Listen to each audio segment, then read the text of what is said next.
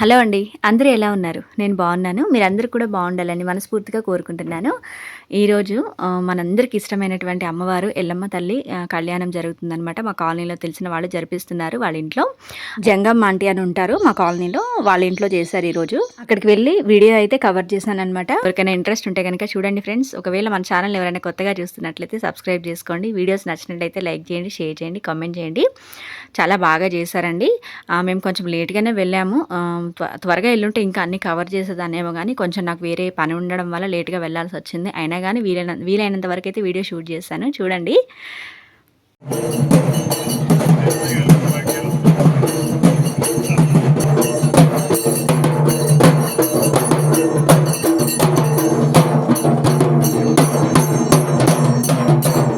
మేము వెళ్ళే వరకల్లా ఇట్లా ఉందనమాట. అమ్మవారి కళ్యాణం అయితే ఆల్రెడీ అయిపోయింది. ఇంకా బోనం తీయడం ఇలా అయితే మిగతా కార్యక్రమాలు చేస్తూ ఉన్నారు. నాకైతే పెద్దగా తెలీదండి అమ్మవారి కళ్యాణం ఎలా చేస్తారు, ఏంటి అనేది నేనెప్పుడూ చూడలేదు. ఫస్ట్ టైం అయితే వెళ్ళాను. ఇలా అయితే ఉంది. అక్కడ అందరూ కూడా గ్యాదర్ అయ్యి జనాలందరూ కూడా చూస్తూ ఉన్నారనమాట.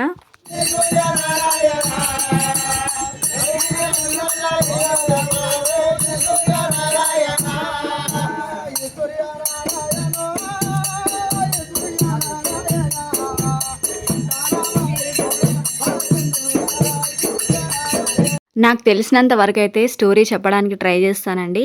ఏమైనా తప్పులుంటే ఎక్స్‌క్యూజ్ చేయండి. మీకేమైనా తెలిసినట్లయితే కామెంట్ చేయండి. నాకు తెలిసిన విధానంలో స్టోరీ చెప్పడానికైతే ట్రై చేస్తాను. చెప్తాను వినండి. ఎవరైనా తెలియని వాళ్ళుంటే తెలుసుకుంటారు కదా అని చెప్తున్నాను. ఇది లందా అంటారంటండి. ఇలా బయట పెట్టారు చూడండి.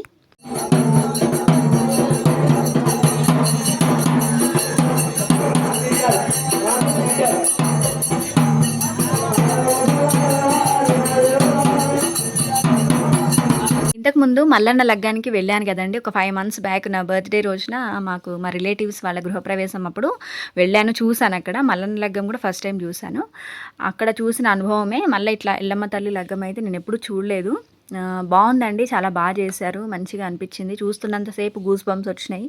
ఒక డివోషనల్ వైబ్‌లోకి అయితే వెళ్ళిపోయాననమాట. నాకు వాస్తవానికి చెప్పాలంటే ఎల్లమ్మ తల్లి అంటే చాలా ఇష్టము. అంటే దేవుళ్ళందరూ అంటే ఇష్టము. వీళ్ళిష్టము, వాళ్ళిష్టం లేదని కాదు. ఎందుకంటే దేవుళ్ళందరూ గొప్పవాళ్ళు, మంచోళ్ళు, మంచినే కోరుకుంటారు కాబట్టి ధర్మ రక్షణకే తోడ్పడతారు కాబట్టి దేవుళ్ళందరూ అంటే ఇష్టము. ఎల్లమ్మ తల్లి కథ అంటే కూడా నాకు చాలా ఇష్టము. మా చిన్నతనంలో అయితే ఎప్పుడూ టీవీలో అప్పుడు క్యాసెట్లు ఉండేవి కదండీ!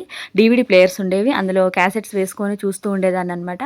ఇలాగా స్టోరీస్ అన్నీ కూడా మంచిగా అనిపించేవి నాకు. మల్లన్న స్టోరీ కానివ్వండి, ఎల్లమ్మ స్టోరీ కానివ్వండి, ఇవన్నీ చూసినవే పదే పదే చూస్తూ ఉండేవాళ్ళం. అంత ఇంట్రెస్ట్‌గా చూసేవాళ్ళం అనమాట అప్పట్లో. ఆ స్టోరీస్ అన్నీ కొంచెం ఐడియా ఉన్నాయి. కానీ పూర్తిగా అయితే నాకు అమ్మవారి స్టోరీ గురించి అయితే అవగాహన అయితే లేదు. నాకు తెలిసి అప్పట్లో మన పురాణాల ప్రకారం భూలోకంలో ప్రజలు అష్టకష్టాలు పడుతూ ఉంటే ఆదిశక్తి అమ్మవారు రేణుకా ఎల్లమ్మని ఒక పాప రూపంలో అడవిలో సృష్టిస్తుందనమాట. ఒక పాప రూపాన్ని సృష్టించి ఒక పాపలాగా అడవిలో వదిలిపెడుతుంది. అడవిలో ఉన్న పాపని మహాశివుడు చూసి కైలాసానికి తీసుకెళ్ళిన తర్వాత పార్వతి పరమేశ్వరులు ఇద్దరు కూడా బిడ్డని చక్కగా సాదుకుంటారనమాట. ఆవిడకి యుక్త వయసు రాగానే పెళ్లి చేయాలని చెప్పేసి స్వయంవరం పెడతారు. స్వయంవరం పెట్టిన తర్వాత ఇలాగా చాలామంది వస్తారు స్వయంవరానికి. రాజులు, మహర్షులు ఎంతోమంది వస్తారు. అందులో జమదగ్ని మహర్షి గెలుస్తాడనమాట. కార్తికేయుడు ఓడిపోతాడు. ఈ కార్తికేయుడు వల్లనే అమ్మవారికి అన్ని కష్టాలు వస్తాయి.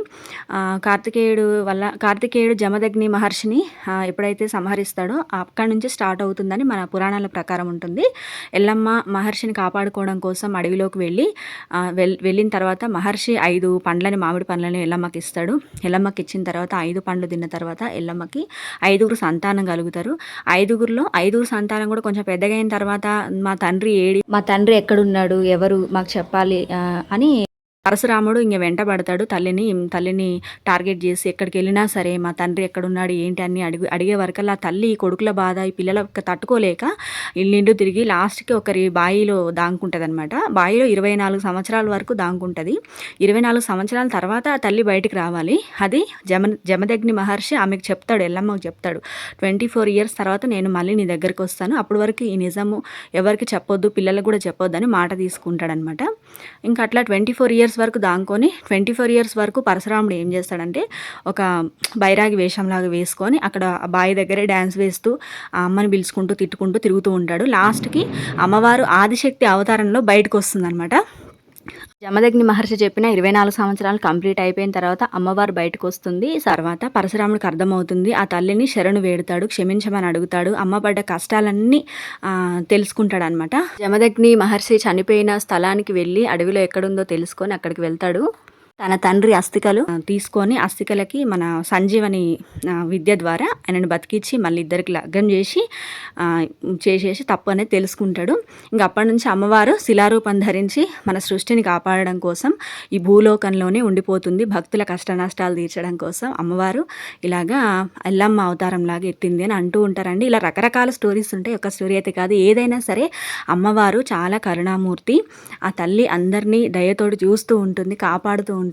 చాలా గొప్ప తల్లి. ఇక్కడ చూస్తున్నారు కదండి, ఇక్కడ బాయిలో దాంకున్నట్టుగా ఇక్కడ ఏమంటారంటే లందా అంటారంట అండి. లందా అంటారంట, లందలో దాంకుంది అన్నట్లుగా చూపిస్తున్నారు ఇక్కడ.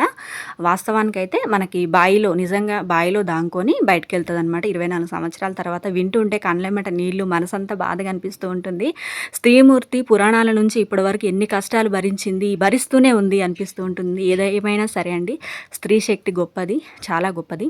ఇది ఎల్లమ్మ స్టోరీ, ఎల్లమ్మ వీడియో నచ్చినట్లయితే లైక్ చేయండి, షేర్ చేయండి, కామెంట్ చేయండి.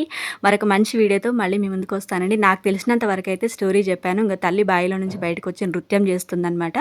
విశ్వరూపం చూపిస్తుంది. ఆ రూపానికి భయపడి పరశురాముడు వెనక్కి తగ్గుతాడు. తల్లి నిజ స్వరూపం తెలుసుకుంటాడు. తల్లిని క్షమించమని అడుగుతాడు. ఇలా అయితే వీడియో ఉంది ఫ్రెండ్స్. ఇంతవరకు ఈ వీడియో చూసినందుకు థ్యాంక్ యూ. మరొక మంచి వీడియోతో మళ్ళీ మీ ముందుకు వస్తాను. అంతవరకు ఉంటాను మరి. Bye bye. Thank you for watching.